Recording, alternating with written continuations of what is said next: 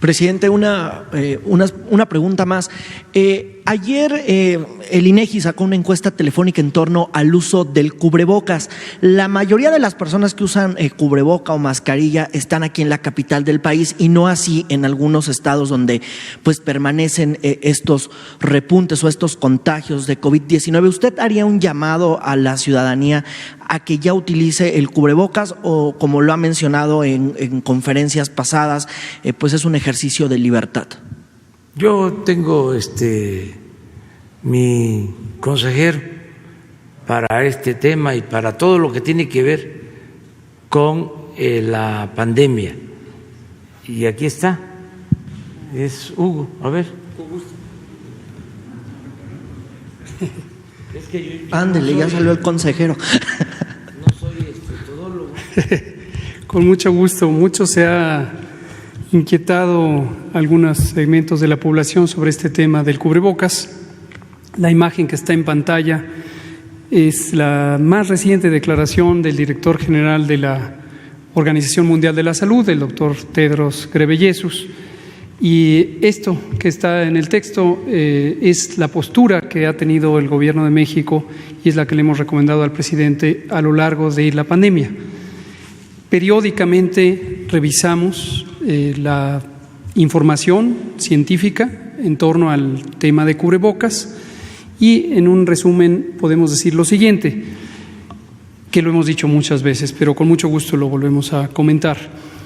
El cubrebocas es un dispositivo mecánico, es un fragmento de tela o cualquier otro material textil que fue diseñado hace muchos años para impedir el traslado de partículas líquidas potencialmente cargadas de algún agente infeccioso desde la boca y la nariz de alguien hacia el campo quirúrgico. Ese es su uso original. Cuando un cirujano o cirujana está operando, el campo quirúrgico es el espacio del cuerpo humano de la persona enferma que generalmente es un espacio libre de agentes infecciosos. Entonces, el equipo quirúrgico, la cirujana y demás miembros del equipo utilizan el cubrebocas para evitar, al respirar, quizá al estornudar, si es que tuvieran un acceso de estornudo, contaminar el interior de una persona. Ese es su uso más conocido. En el resto de la atención de la salud se usa en muchísimas instancias el tener un cubrebocas, con el propósito de evitar que de una persona que utilice el cubrebocas se propaguen agentes infecciosos por esta vía. Cuando el cubrebocas se considera como un elemento que podría ayudar a interferir con la transmisión de estos agentes infecciosos, cualquiera que este sea, en este caso desde luego hablamos del COVID o del virus que lo causa, el virus SARS-CoV-2, se pensaría, y es lógico pensar, que si las personas que tienen al virus durante un periodo lo usan, van a impedir el paso del virus a través de las partículas líquidas, gotas, gotículas, aerosoles, a otras personas. Eso tiene poca discusión, no hay controversia. Es un elemento que puede ser de gran utilidad. Ahora, dos elementos que es muy importante tener en mente y que explican por qué la Organización Mundial de la Salud y muchas agencias de salud pública del mundo, igual que el Gobierno de México, tenemos algunos elementos adicionales que considerar y los consideramos.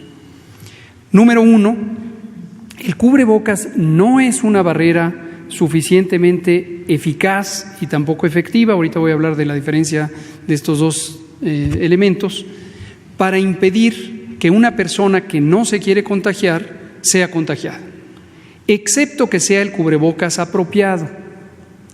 En una guía de control de infecciones, de la que hemos sacado dos versiones y la primera de ellas fue publicada al inicio de la epidemia, en las primeras semanas de marzo, dejamos muy claro que para que el cubrebocas pudiera ayudar de manera importante a evitar ser contagiado, tendría que ser un cubrebocas de 3 capas, un tricapa.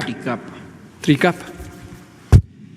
Pero aún así no evita que a través de los ojos se pueda ingresar el virus SARS-CoV-2. tendría que usarse una mascarilla, unos gogles, o posiblemente estas mascarillas de acrílico. Las gafas convencionales que usamos quienes tenemos un trastorno de refracción no son tampoco un mecanismo de protección. Entonces, ¿por qué es importante esto? Porque la falsa sensación de seguridad, le llamamos falsa cuando no corresponde con la realidad de protección, podría tener como consecuencia que personas se confiaran en este aspecto y dejaran de ser cuidadosas y cuidadosos de los demás mecanismos de protección. Y regreso a lo que ayer, tan solo ayer, volvió a decir el doctor Tedros Ghebreyesus, y que está en su pantalla, con esta reflexión que dice: no podría ser más claro en en poner énfasis en que el cubrebocas, junto con otras medidas, es como puede ser útil, no por sí mismo. Pero en una sola palabra. Déjenme nomás decirle la última. ¿Mande usted? Sí, lo ha estado diciendo periódicamente, El otro elemento, y lo dijo ayer, este tuit efectivamente es de fechas previas, lo volvió a decir ayer, lo ha dicho muchas veces, lo hemos dicho nosotros. Entonces, no hay ninguna resistencia al cubrebocas. Es muy importante que en la conciencia del público no se confunda como si hubiera bandos, los favorecedores del cubrebocas, los enemigos del cubrebocas. Nos hacía un poco nos daba curiosidad hace unas pocas semanas un periódico de circulación nacional que ponía fotos de mandatarias y mandatarios del mundo y parecía compararlos en términos de una medida, desde luego una vez más mal utilizada, sobre el número de personas fallecidas en cada país, sin considerar el tamaño poblacional y todo lo que hemos dicho, y los ponía como si fueran dos bandos, como si el cubrebocas fuera una bandera. Pensarlo así es una distracción, es una confusión, no se trata de bandos.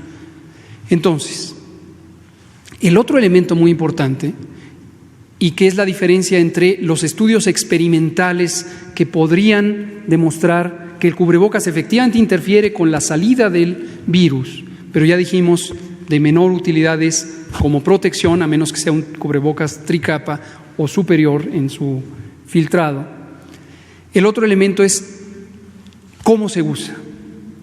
No es lo mismo tener un equipo quirúrgico, un grupo humano que ha sido entrenado desde que estudia medicina o enfermería u otras profesiones de la salud para usarlo, y entonces en el entrenamiento uno se forma para estar consciente que durante un periodo de tiempo debe cuidar el cubrebocas, no se debe tocar la cara, no lo debe mover.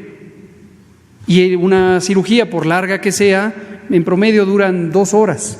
Hay cirugías muy largas, por supuesto, pero 2 horas, 3 horas quizá. Durante ese tiempo, el equipo quirúrgico sabe que no se puede tocar la cara. Y aún así a veces ocurren accidentes.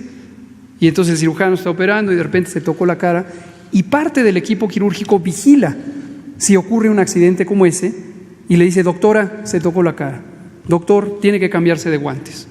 Y ocurre, esto es algo que sabemos que ocurre. Si consideramos que el uso de cubrebocas ahora no es en una situación como esa, sino es en la vida diaria, tendríamos que pensar que la gran mayoría de las personas pueden resistir largo tiempo con el cubrebocas. Y es muy poco probable que eso ocurra, porque el cubrebocas usado en la vida diaria nos va a llevar, ustedes lo pueden ver, salgan a la calle y véanlo, a que nos cansemos de él, nos pica, nos da comezón, nos arde, nos acalora, y al rato lo traemos de gargantilla, lo traemos de sombrero, nos lo quitamos, está colgando de una oreja, lo tocamos, y eso ya es inadecuado y le quita su utilidad o le resta significativamente su utilidad. Entonces, por eso, en concreto, la recomendación que damos, la repetimos nuevamente, es: el cubrebocas es un auxiliar, es un complemento, junto con la sana distancia, lavarse las manos, quedarse en casa si tienen síntomas, proteger el estornudo. Por ejemplo, no por tener cubrebocas puede usar las manos para proteger el estornudo, o no usar nada. Con cubrebocas, achú, protejo mi estornudo. Y por eso la recomendación es usarlo en los espacios cerrados donde no puedo hacer eso, el transporte público, salones muy pequeños, etcétera. Así como estoy, como está el presidente hace un ratito, como estamos en este foro de las mañaneras o las sesiones vespertinas, la contribución que pudiéramos hacer a los contagios es significativamente pequeña. Entonces el gobierno federal nunca lo va a convertir en una obligación, aunque los gobiernos estatales lo hagan. Esto que dice, y si me permite un minuto más, presidente, esto es también muy importante. Gracias por preguntarlo. Lo hemos dicho también muchas veces. Cuando el gobierno mexicano diseñó las intervenciones de prevención y control, usando los principios generales del control de infecciones, la literatura científica más actualizada y también relevante del momento y que todos los días la revisamos, decidimos tomar que el sujeto de la acción no sean las personas, no sean las personas. ¿Por qué razón? Porque si el sujeto de la acción son las personas en lo individual, entonces tendríamos que ejercer coerción, que puede ser desde una acción administrativa, multar a una persona, arrestar a una persona. Esas son escenas que hemos visto en el mundo y que hemos visto en el país. Y consideramos desde el inicio, y así está formalmente asentado en el acuerdo del secretario de Salud el 31 de mayo, establecimos, tenemos que tener un cuidado especial de los derechos humanos. Por cierto, la Comisión Interamericana de los Derechos Humanos recientemente adoptó una resolución enfática sobre la protección de los derechos humanos de las personas que padecen COVID-19. Entonces, es muy peligroso en un contexto de ansiedad social, legítima, natural, esperable, que se focalice en la persona la acción extraordinaria de salubridad general. A diferencia de eso, el gobierno mexicano decidió que no fueran las personas, sino las circunstancias que hacen que las personas tengan que, en el caso de la jornada de sana distancia, salir al espacio público. ¿Cuáles son esas circunstancias? Trabajo, escuela y, en general, vida pública. Y recordarán que eso lo dijimos una y otra vez y sigue siendo el planteamiento. Si suspendemos temporalmente trabajo, si suspendemos temporalmente escuelas como siguen suspendidas, si se suspenden los espacios públicos, entonces no necesitamos ejercer coerción sobre las personas. Pero con las personas, con el conjunto de la sociedad, sí podemos utilizar la persuasión, el convencimiento. Y por eso hemos agradecido múltiples veces y felicitado al pueblo de México, porque está demostrado con evidencia que hemos logrado reducciones de la movilidad pública semejantes a las que lograron otros países, incluyendo los países europeos, que sí ejercieron la coerción del Estado. Y es simplemente porque las personas, por convencimiento, y esperamos que en parte por tener información y no desinformación, se persuadieron de protegerse a sí mismas y proteger a su comunidad. Entonces, el cubrebocas, insisto, no tenemos nada en contra del cubrebocas, la evidencia científica muestra que puede ser un auxiliar, pero si se vuelve el enfoque principal, el centro de la acción, entonces ocurre, como lo hemos visto, no es una especulación, ha ocurrido, ustedes lo saben, que entonces la acción gubernamental se focaliza sobre el presunto culpable, que es la persona que no trae el cubrebocas. Por esa razón. Entonces no se convertirá en obligatorio, es una sugerencia, pero ustedes Así nunca es, lo van a se obligar. recomienda, sí, lo podemos recomendar con mucho gusto para todas aquellas personas que están inquietas de que no hemos hecho la recomendación. Se recomienda el uso de cubrebocas, particularmente en los espacios cerrados, en los que es difícil mantener la sana distancia, como una medida complementaria de las demás: sana distancia, lavado de manos, protección del estornudo, quedarse en casa si se tienen síntomas y acudir prontamente a atención médica si se padece COVID, aun cuando este no haya sido aún demostrado por laboratorio. Gracias. Muchas gracias. Presidente, nada más robarle un comentario.